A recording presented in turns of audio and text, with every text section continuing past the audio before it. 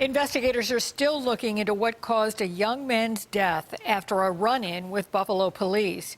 Officers say Wardel Davis suffered a medical emergency after a scuffle last month. And as News 4's Dave Graber tells us, text messages could shed some light on what happened shortly before the encounter. Dave? Well, Don, News 4 confirmed a series of text messages sent by and received from Wardel Davis, which indicate that he was having some kind of medical issue before an altercation with police.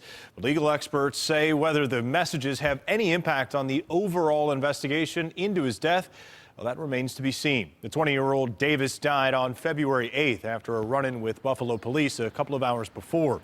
Police and attorneys say two officers approached Davis, who was leaving a known drug house near Hoyt and Arnold Streets, and he took off. Eventually, they were able to handcuff Davis, but then officers noticed that he was in some kind of medical distress. They immediately removed the handcuffs and performed CPR until an ambulance arrived. The text messages sent and received before the incident with police suggest that Davis was not feeling well, so much so that he received a text urging him to get to a hospital. Former acting Erie County DA Michael Flaherty says evidence like that is important, but not nearly as critical as what will be revealed in an autopsy. That by itself is interesting but not dispositive.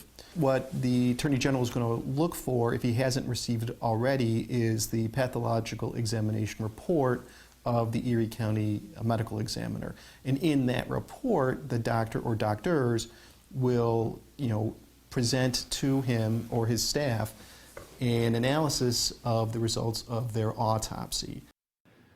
And the answer to the biggest question, how did Wardel Davis die and what exactly killed him?